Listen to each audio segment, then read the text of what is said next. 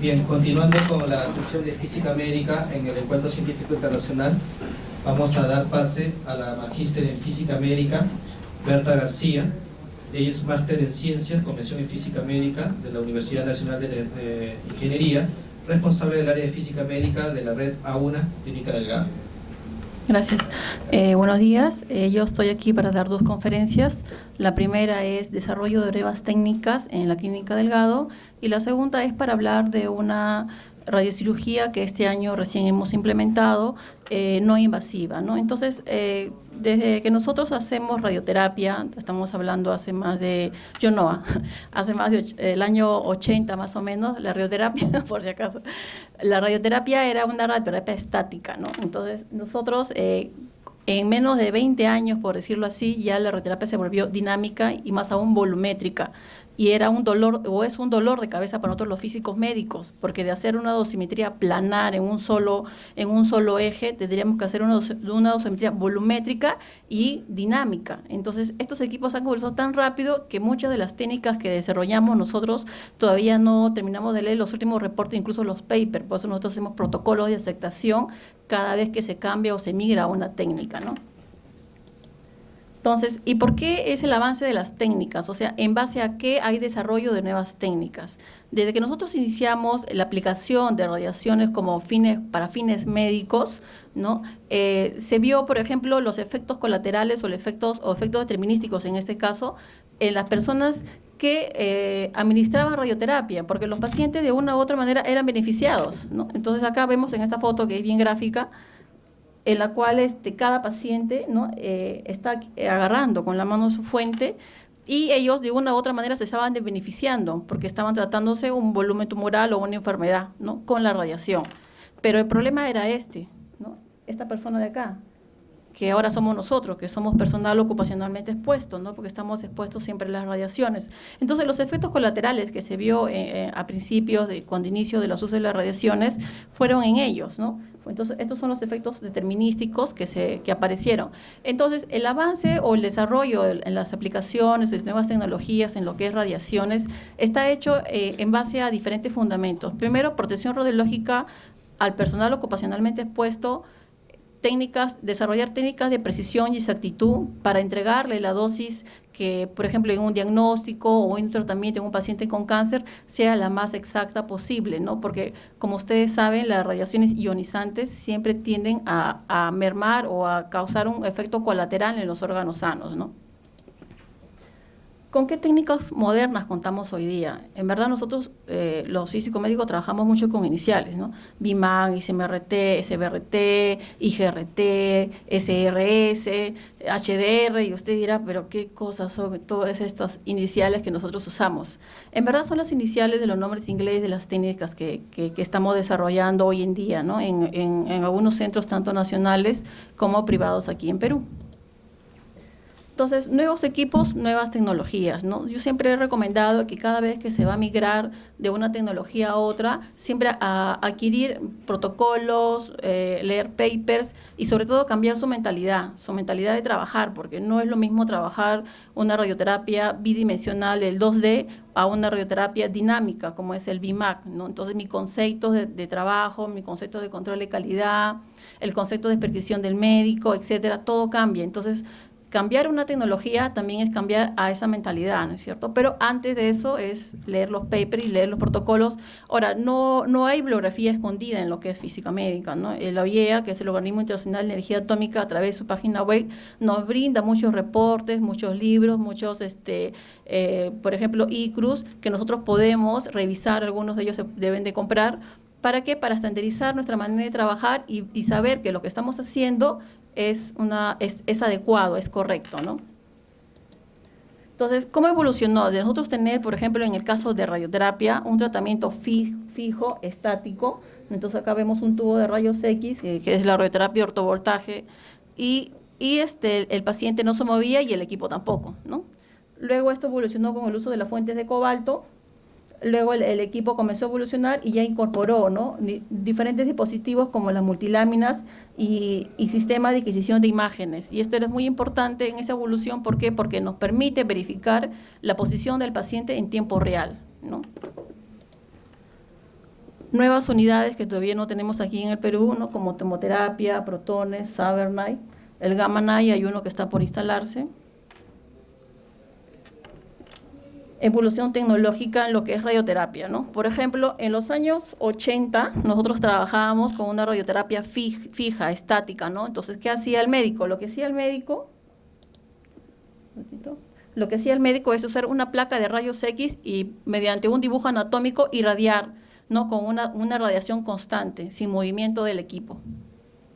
Luego, en los años 90, se usaron los colimadores, ¿no? Entonces nosotros ya no usábamos protecciones fijas, sino dentro del cabezal del acelerador, nosotros teníamos láminas pequeñas que se movían a diferentes formas, ¿no? Para diferentes campos, para más o menos adquirir o tomar la forma de volumen tumoral y irradiar. Entonces, eso era muy importante porque nos permitía proteger los órganos de riesgo que estaban alrededor del volumen tumoral.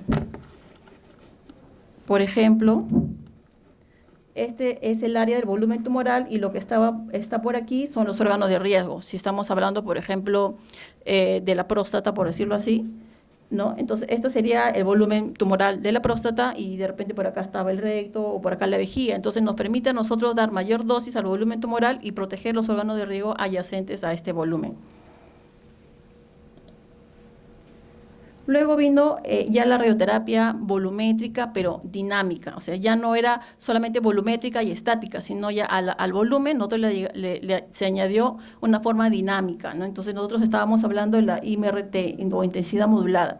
Entonces, este tipo de radioterapia es muy bueno porque nos permite esculpir exactamente o mejor la forma de la radiación que se entrega al paciente, mucho más precisa a lo que se comparaba con el 2D o el 3D que se hacía anteriormente. Entonces, mayormente la dosis se esculpe a la forma de volumen tumoral y esto nos permite aumentar la dosis de prescripción para tener un mejor tratamiento o un mejor control tumoral.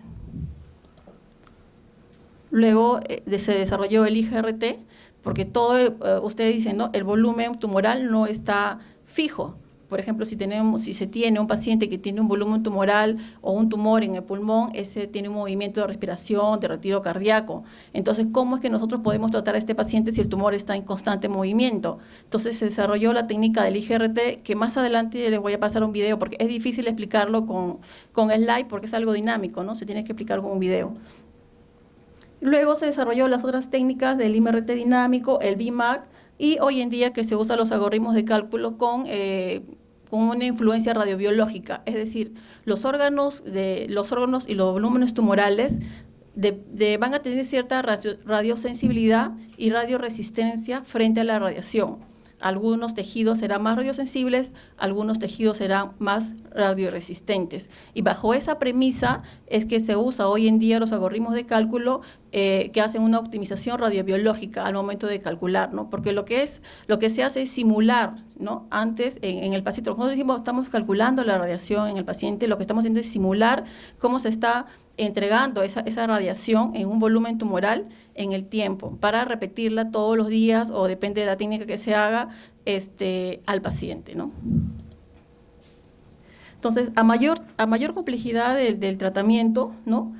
Mayor dosis también, porque antes nosotros, por ejemplo, una próstata se trataba 68, 70 Grays. Hoy en día estamos tratando la próstata 68, 70 Grays. Hoy en día estamos tratando en 78, 82 Grays, ¿no? Y esto nos permite, ¿por qué? Porque estamos protegiendo los órganos de riesgo y le estamos dando mayor dosis tumoral, ¿no? al volumen enfermo. ¿Cuáles son los objetivos de las nuevas técnicas en lo que es radioterapia, ¿no? Entonces, primero es conformacionar la dosis, que la dosis de radiación adopte la forma exacta o lo más precisa posible al volumen tumoral. Que la dosis de distribución sea homogénea. Entonces, eso lo vamos a ver en la siguiente exposición, donde hablamos de índice de conformidad e índice de homogeneidad, que son dos índices que tenemos que tener en cuenta porque nos indica qué tan bien o qué tan mal estamos haciendo en nuestro trabajo. Hay mucho más complejidad de planificación de los cálculos porque yo ya tengo que tener en cuenta índices radiobiológicos, tengo que tener en cuenta los efectos colaterales de los órganos de riesgo y ahí, paralelamente tengo que dar una dosis tumoricida al volumen tumoral, ¿no? Entonces aumenta la complejidad. ¿Qué se disminuye con las nuevas tecnologías? Menor tiempo de tratamiento. Y ustedes dirán, pero ¿eso es importante? Claro que sí, porque un paciente, por ejemplo, en un equipo de radioterapia puede estar inmóvil, por decir, 2 minutos, pero no va a estar inmóvil 15 minutos, 30 minutos. Él va a tener movimientos involuntarios, cardíacos, peristálticos, de respiración. Por más que le pongamos simulizadores, por más que le pongamos máscaras, el paciente siempre va a tener movimientos. Entonces, cuanto más rápido sea la entrega de dosis en el paciente y menos tiempo se demore, entonces yo voy a tener menor incertidumbre de entregar en un volumen correcto la dosis, ¿no?, al paciente. Pero también disminuye lo que son tumores secundarios, ¿no? Por ejemplo, en el cáncer de mama tenemos, por decir, ¿no?, sea de mama izquierda, entonces la otra mama contralateral no debe recibir cierta cantidad de dosis, porque la probabilidad puede subir hasta de un 50% de tener un tumor reducido por los efectos de las radiaciones dispersas, ¿no?, en la mama. Entonces lo que se quiere es tratar al paciente, mejorar la calidad de vida del paciente y controlar la enfermedad tumoral y no causarle otro daño adicional, ¿no? Por eso en lo que es radioterapia y en todas las técnicas que se usan radiaciones ionizantes, siempre se tiene en cuenta lo que es riesgo-beneficio. Los aceleradores lineales de antes, ¿no?, ustedes veían que eran simples, una camilla donde se deposita el paciente y el brazo o el gantre de la acelerador lineal rota alrededor del paciente, ¿no? Luego evolucionó y se reincorporó sistemas de imágenes, ¿no?, como que vemos acá. Entonces, estos sistemas de imágenes también han evolucionado, porque ahora los sistemas de adquisición de imágenes para posicionamiento también son volumétricos, ¿no? Entonces, permite corregir la posición del paciente en diferentes X, incluso hasta rotaciones. Entonces, para el físico médico, ya al ser el control de calidad ya no va a ser de 20 minutos en un equipo, un encendido y un acelerador lineal. Muchas veces se demora más porque hay que hacer control de calidad a las multiláminas, a los sistemas de imágenes, al equipo en la parte de dosimetría, etcétera. Entonces, en esto consiste lo que es el BIMAG o el IMRT, por ejemplo, ¿no? Por ejemplo, el equipo rota alrededor del paciente y los 360 grados y paralelamente está irradiando al paciente. Entonces, cada ángulo, las multiláminas adoptan la forma del volumen tumoral y va esculpiendo de tal forma que va esculpiendo la radiación hacia la forma de este volumen en forma tridimensional, en forma volumétrica, ¿no? Y es lo que se obtiene, ¿no? Estas son las multiláminas, ¿no? Esto es lo que dijo mi colega, 12 posiciones anteriores de la interdigitalización, que es muy importante al momento de adquirir un equipo, porque esto me va a permitir formar islas, ¿no? Campos muy pequeñitos que se llaman Minglex. ¿Para qué? Para dar como una especie de pulsos y esculpir en forma tridimensional la isodosis, ¿no?, o la radiación ionizante en el paciente, ¿no? Entonces, estas son las multiláminas que están en el cabezal del acelerador y se mueven en forma dinámica, ¿no?, a velocidades. El acelerador lineal, pues, se mueve alrededor del paciente en un eje coplanar, ¿no?, de tal manera que el acelerador o el equipo se debe de mover hacia el paciente y no el paciente hacia el acelerador. Hay que tener en cuenta que es un paciente que tiene cáncer, muchas veces está dolido, entonces las técnicas que se usan es que el acelerador o el equipo se mueva hacia el paciente o se acomode hacia el paciente. Entonces acá vemos diferentes Minglex que van esculpiendo con intensidad de dosis, porque estos equipos lo que hacen es modular la cantidad de radiación en tiempo, ¿no? O sea, modulan la intensidad de dosis para esculpir en diferentes profundidades la dosis entregada en un tejido tumoral. Esto es lo que se obtiene con estas técnicas, ¿no? Este es un ejemplo de un cáncer de un meduloblastoma con un BUS. Este paciente fue reirradiado incluso, ¿no? Por ejemplo, acá le estamos irradiando el cerebro y toda la columna y tenemos el color amarillo es una radiación adicional que se le entrega porque está ahí el volumen tumoral primario, ¿no? Son los diferentes casos que hemos hecho con isocentros, ¿no?, multiisocentros, ¿no? No es radiocirugía, es un tratamiento convencional con multiisocentros. Nosotros tenemos un acelerador Infinity con el espesor de la multilámina son de 5 milímetros. Aquí les voy a poner un video de lo que es el IGRT, que es la radioterapia que toma en cuenta el movimiento, ¿no?, del paciente, peristáltico, cardíaco o respiratorio.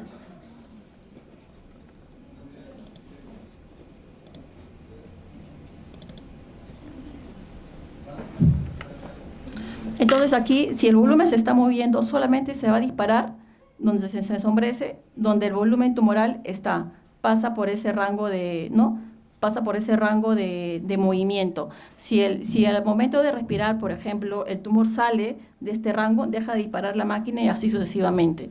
Entonces, ¿cuál es la desventaja? Que el tiempo de tratamiento puede aumentar, ¿no? Depende del paciente, si no colabora, puede demorar hasta media hora o a 20 minutos de los 2 minutos que nosotros nos demoramos. Entonces, siempre se mide lo que es riesgo-beneficio, ¿no? ¿Qué pacientes califican para hacer IGRT y qué pacientes no calificarían para hacer IGRT?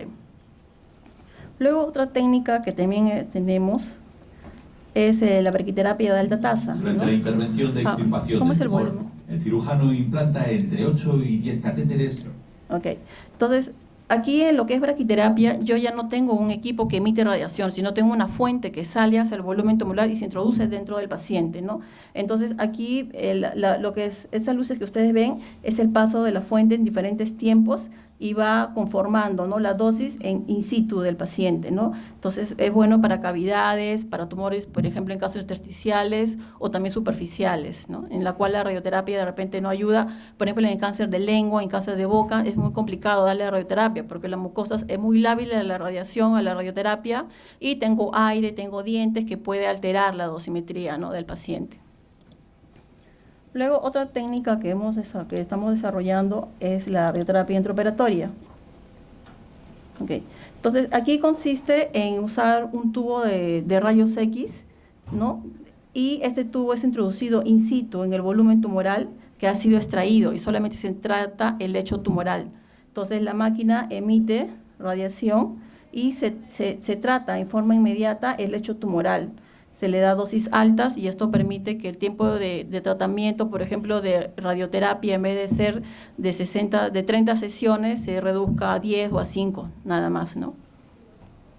Son tratamientos precisos porque yo le estoy dando en tiempo real y en el volumen real del lecho donde ha sido extraído el tumor, ¿no? Entonces, todas estas técnicas, como ustedes ven, son técnicas que están basadas en lo que es exactitud, precisión, mucho tiempo y mucho control tumoral. Lo que se ha logrado con el desarrollo de las técnicas es mejorar la calidad de vida del paciente. Los efectos colaterales con el uso de las radiaciones ionizantes cada vez son menores.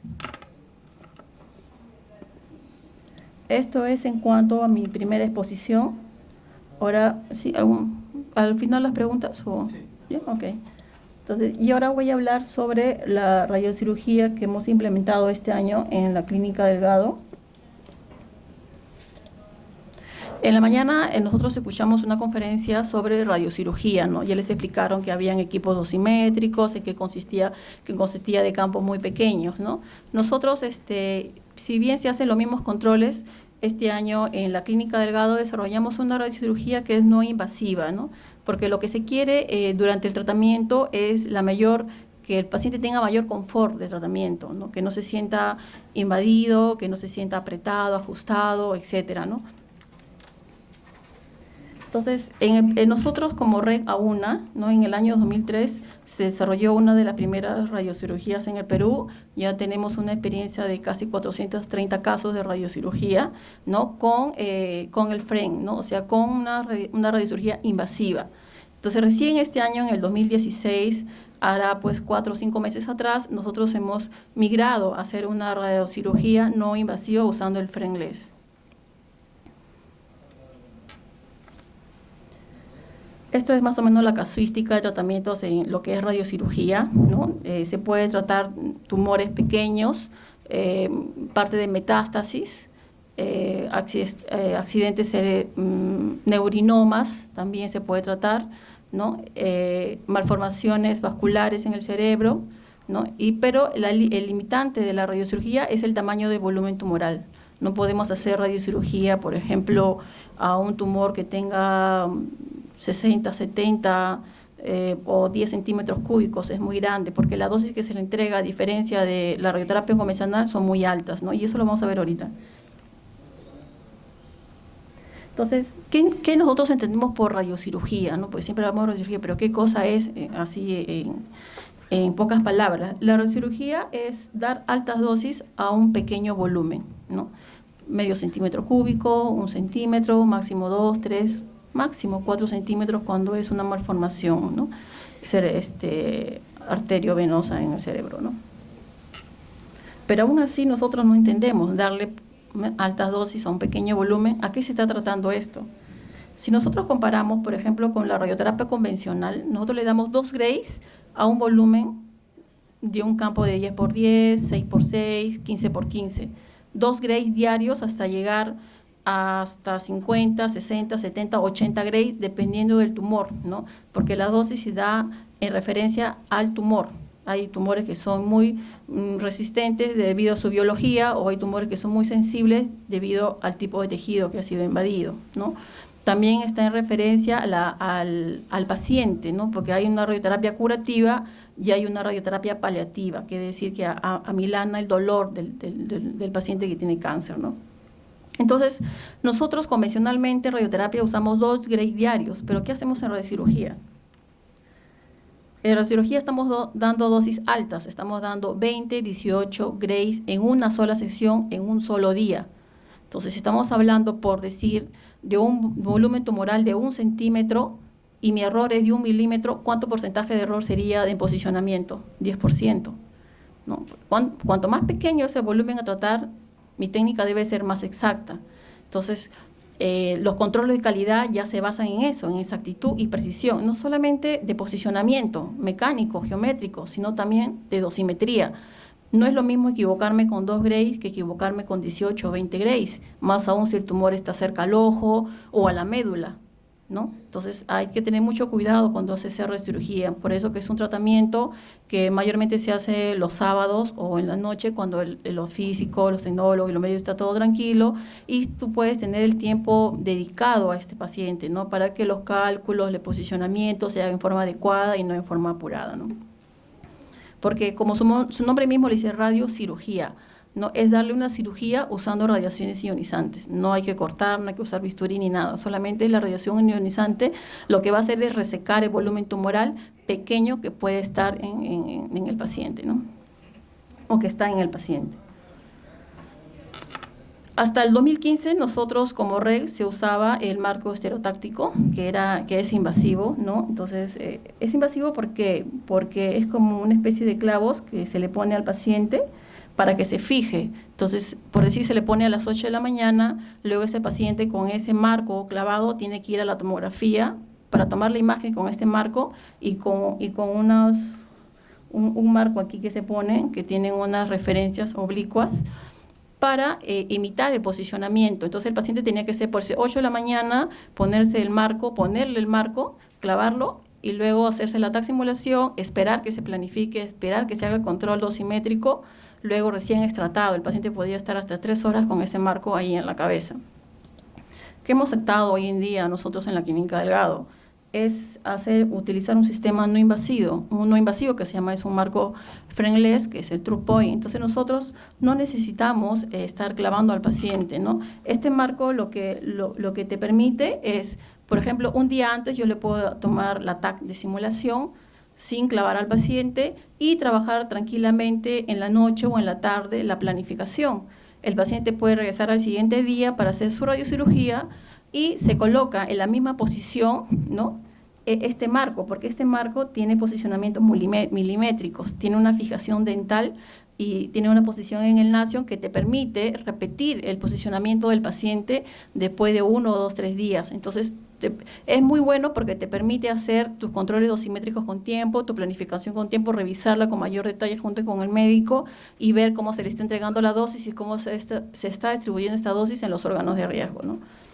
Para que se entienda un poco, cuando yo hablo de coplanar y no coplanar, ¿se acuerdan cuando les enseñé la foto con el acelerador lineal que rotaba alrededor del paciente? Entonces, ese giro alrededor del paciente en un sentido sagital es un plano coplanar.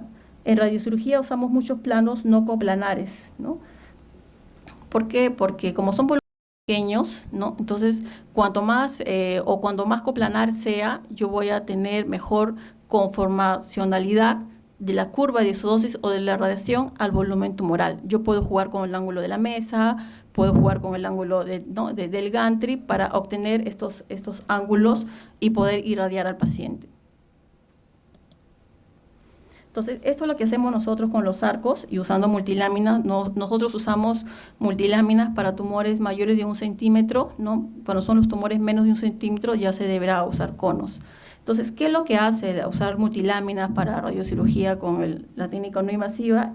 Por ejemplo, este es todo un arco de tratamiento, ¿no? La máquina va a disparar, disparar, disparar, disparar, pero en cada arco él va a adquirir, la multilámina va a adquirir una forma tumoral, porque obviamente el tumor no es exactamente redondo.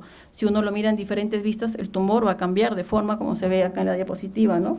Entonces, aquí, por ejemplo, tiene esta forma, siendo el mismo tumor, pero cuando rota hacia otro ángulo, obviamente es otra forma. Entonces, lo que hace la multilámina es moverse, conforme va rotando el gantry, va moviéndose la multilámina y va saliendo paralelamente la dosis de radiación y adicionalmente la intensidad de radiación está variando, ¿no? Entonces, eso me permite conformar mejor los volúmenes pequeños, ¿no? En este caso. Entonces, este es un acelerador lineal, este es el cabezal que tiene las multiláminas y es la multilámina la que va conformando, ¿no?, el volumen tumoral conforme va rotando el equipo. Estos son, por ejemplo, mire lo que puede conformar las multiláminas. También tiene su limitante, no es que yo voy a tratar tumores de medio centímetro cúbico con láminas de 1 centímetro, ¿no? Eso es imposible, ¿no? Depende del grosor de tu multiláminas para tratar el volumen, ¿no?, en lo que es radiocirugía. Esto es lo que se tiene con los arcos coplanares, ¿no? Tú puedes tener una forma muy ovoide, muy redonda, etcétera, si es que usas conos. Lo que se quiere es darle la dosis, ¿no? Por ejemplo, aquí el color amarillo es el volumen tumoral. Entonces, lo que se quiere es que, y la línea es la curva de isodosis o la radiación prescrita que se le está dando al paciente. Entonces, lo que se quiere es que la radiación que se entrega al paciente sea lo más precisa o lo más igual al volumen tumoral, como en este caso de acá, ¿no? Vemos que la curva de isodosis está muy, muy, muy parecida al volumen tumoral. Entonces, eso significa que para mí está bien, pero hay diferentes índices que nosotros tenemos que tener en cuenta para saber que lo que le estamos entregando al paciente en tiempo real está bien, que son los índices de conformacionalidad o los índices de homogeneidad. ¿Qué ventajas me da usar este tipo de acelerador o este tipo de técnica para radiocirugía? Por ejemplo, usando el marco inmovilizador, ¿no?, me puedo demorar de 5 a 6 horas solamente en tomar las imágenes con la imagen fija y el paciente clavado. Adicionalmente, sin contar el tiempo que yo tengo que tener en cuenta para hacer la resonancia o la geografía antes, eso se hace 2 o 3 días antes. Sin embargo, al utilizar el inmovilizador TruePoint, ¿no?, yo lo puedo hacer eso 2 o 3 días antes y el tratamiento me puede demorar 20 minutos, porque lo que más se demora ahí es el posicionamiento del paciente. Entonces, le entrego mejor confort al paciente, mejor posicionamiento, menor incomodidad durante el tratamiento. El paciente no va a tener que estar esperando con el marco clavado en la cabeza, ¿no? Entonces, con respecto al tratamiento, para saber nosotros que estamos en un volumen real, ¿no?, en el isocentro real, se toman imágenes tomográficas, imágenes volumétricas, que nos van a permitir corregir la posición del paciente. Si bien tenemos un marco inmovilizador, pero nosotros tenemos que, acuérdense que estamos hablando de tumores de 1 centímetro, 1,5 centímetros, que son muy pequeñitos, ¿no? Entonces, una manera de estar certeros de que estamos irradiando la zona correcta es usar imágenes volumétricas, o sea, el acelerador viene incorporado un tomógrafo, en la cual te permite, en el tiempo real, adquirir estas imágenes y posicionar al paciente. Entonces, nosotros, para fijar y tener mayor consideración del posicionamiento en cuanto a rotación de la cabeza, se usaron vías de tantalio, ¿no? Entonces, acá podemos ver las vías en forma oblicua. Entonces, al momento que se adquieren las imágenes de posicionamiento durante el tratamiento, lo que se hace es hacer la fusión de las 2 imágenes y las vías deben de coincidir para corregir los movimientos de rotación del paciente, ¿no? Entonces, este es el marco heterotáxico que ya no usamos y este es el TruePoint. Entonces, miren, como ustedes verán, el TruePoint tiene, por ejemplo, diferentes posicionamientos milimétricos que es para cada paciente, porque obviamente la distancia nación-boca es diferente, la rotación, el grosor de nariz es diferente para cada paciente. Entonces, el tecnólogo, cuando adquiere las imágenes de simulación tomográfica del paciente, él toma nota de estos posicionadores y es repetible. A eso es lo que me refería cuando era repetible, porque lo que hace el tecnólogo es colocar los mismos parámetros antes de iniciar el tratamiento y que el tratamiento se dé en forma adecuada, tal como se simuló en la primera vez, ¿no? Todos los sistemas de radiocirugía me permiten hacer fusiones de imágenes, y esto es muy importante porque yo puedo tener una imagen tomográfica, que es la que se usa para hacer los cálculos, pero también puedo fusionarla con imágenes, por ejemplo, de resonancia magnética, con PET, todas en formato DICOM. Entonces, eso me da a mí y al médico un volumen real de la extensión del volumen tumoral. Entonces, nosotros, estos son los dos primeros casos que hicimos, ¿no?, en la clínica Delgado con la radiocirugía no invasiva, ¿no? La dosis Perquitan era de 18 y 20 Gray para 1 y 2 pacientes, ¿no? La dosis de prescripción al 99%, al 100%, muy cerca a la dosis prescrita, ¿no? Y todos los sistemas de verificación, más lo que contó su compañero en la mañana, ¿no?, de la cuba, de las cámaras Pinpoint, la Dynamo, que se tiene que tener para hacer la dosimetría en campos pequeños, ¿no? Pero también hay que tener en cuenta que también hay que hacer un control de calidad al sistema de imágenes, porque estamos hablando de sistema de imágenes volumétricas, ¿no? Entonces, todo eso se debe hacer antes de iniciar el tratamiento del paciente. Estas son las unidades de monitor por cada arco. En los dos casos se usó 5 arcos no coplanares, y estas son las unidades de monitor total que se le dio al paciente.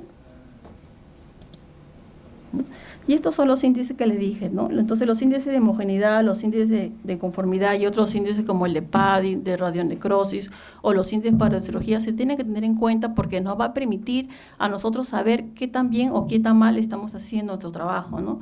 Por ejemplo, el índice de homogeneidad, ¿qué es lo que me permite? Me permite ver, por ejemplo, nuevamente volvemos al ejemplo de los primeros slides, si este es el volumen tumoral y esta es la curva de isodosis, entonces esta curva de isodosis, por decir, es de 20 Grays, la verde, pero la roja es el punto caliente o es una dosis caliente. Entonces, yo estoy dando 20 Grays como dosis caliente, no puedo tener 80 Grays, porque voy a provocar una radionecrosis al paciente. Entonces, si yo estoy dando 20 Grays al paciente, lo más probable es que como punto caliente debe tener, pues, por decir 21 o 22% de los que no me exceda de los parámetros que ya me entregan los ciclos, ¿no? Entonces, a eso nosotros llamamos índice de homogeneidad, que en lo posible el volumen irradiado, la dosis sea lo más homogénea posible en ese volumen tratado, ¿no?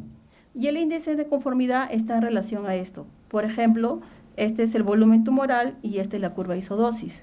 Entonces, lo ideal sería que la curva de isodosis adopte lo más exacta posible el volumen tumoral. Eso se llama índice de conformidad. Entonces, tenemos nosotros valores de referencia. Por ejemplo, el índice de homogeneidad debe estar menos de 2. En nuestro caso nos salió 1 y 1,1.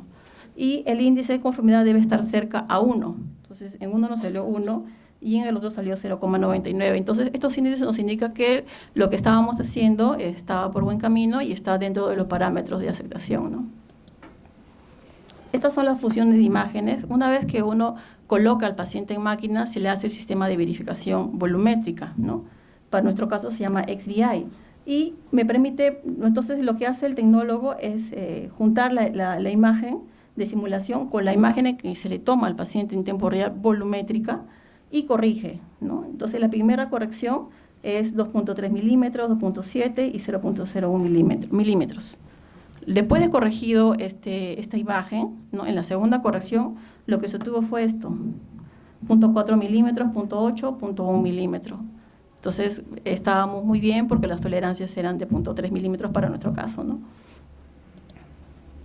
2 meses después de los primeros casos que hemos tenido, ¿no?, este es el volumen tumoral que se irradió y esta es la resonancia de control después de 2 meses, ¿no? Entonces, se tiene buenos resultados. Esto todavía hay que seguirlo controlando después de 6 meses, después del año, para ver cómo evoluciona el paciente, ¿no? Y estos son los arcos coplanares que se usó, ¿no?, en los pacientes, ¿no? Y este es el volumen tumoral que se trató. Eso es todo, gracias.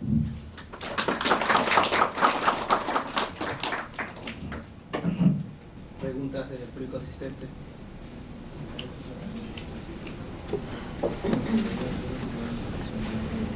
Muy buenos días. Sí, mi pregunta es, ya que la radiocirugía implica altas dosis, ¿no?, Mi pregunta se acerca sobre el tratamiento con radiología con conos. ¿Qué conlleva hacer un control de calidad de esa parte? Bueno, es un protocolo, ¿no? Por ejemplo, nosotros en la clínica, cuando son tumores, por ejemplo, mayor de 1 centímetro, usamos las multiláminas. Pero cuando son menores de 1 centímetro, tenemos que usar los conos para radiocirugía, porque los conos te dan mejor conformacionalidad en tumores. Los tumores pequeñitos mayormente adoptan una forma semiesférica o ovoide, ¿no? Los controles de calidad para la multilámina son las mismas, ¿no? Que tu precisión en movimiento, velocidad, sean las mismas tal cual como aceptaste. Por eso usa los arreglos de cámaras. Por ejemplo, nosotros tenemos el CRS-1000, el detector, ¿no? Para campos pequeños, y eso te controla la entrega de dosis del paciente con las cámaras, ¿no? Igual es para el cono. Entonces, en los conos lo que tú tienes que tener en cuenta es tu penumbra, ¿no? La colocación del cono, el inserto, tienes que hacer también tu comisionamiento con conos, ¿no? Porque el cono tiene una penumbra, un PDD, un perfil diferente al que se usa con las multiláminas, ¿no? Y eso solamente una vez se comisiona, lo metes a tu planificador y haces la aceptación, porque una cosa es comisionar, tomar la medida del cono y meterlo al planificador para que él te simule a través del Monte Carlo, pero otra cosa es que el planificador, lo que te dé, sea correcto. Entonces tienes que hacer tu test de aceptación de tu planificador con las multiláminas para campos pequeños y también con tus conos para campos pequeños, ¿no? Son los test de aceptación que te recomienda la IEA.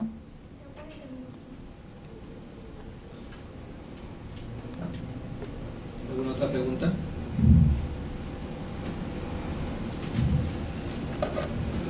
Muy buenos días. En la primera diapositiva usted hizo un recalque diciendo como mencionó sobre isocentros, muchos puntitos. Entonces usted recalcó que no era radiocirugía. ¿Por qué ese recalque? ¿Por qué? Porque esos metástasis cerebrales que nosotros hicimos, la diferencia entre radiocirugía y radioterapia convencional es la entrega de dosis, como lo dije en los primeros slides, ¿no? Yo entrego dosis de 2 grays diario, en radiocirugía estoy entregando 18 a 20 grays en un solo momento. Por eso que el límite de la radiocirugía es el volumen tumoral. No es lo mismo darle 2 grays a un volumen de 10 por 10 que darle 20 o 18 grays a un volumen de 10 por 10. El efecto biológico es totalmente abismal, ¿no? Entonces, por eso en radiocirugía se trata volúmenes pequeños, se trata por el tema de la radiación y el efecto en el tejido, ¿no? En el tejido tumoral, pero también en el tejido sano, porque el tumor nunca está aislado, siempre está sumergido en el tejido sano. Entonces, la diapositiva que yo presenté era un caso de radioterapia convencional con multi-isocentros, usando multiláminas, porque el fraccionamiento era de 2 grays, no era radiocirugía. Pero también existe radiocirugía multi-isocéntricas que todavía, bueno, en nuestro centro hemos hecho recién uno, que tiene 2 isocentros, ¿no? Con la técnica no invasiva, pero como radioterapia convencional con BIMAG hemos hecho muchos casos multisocéntricos. Sí. Bien, agradecemos la conferencia de la física médica Berta García y procedemos a hacer entrega de su certificado del 15º Encuentro Científico Internacional de Invierno.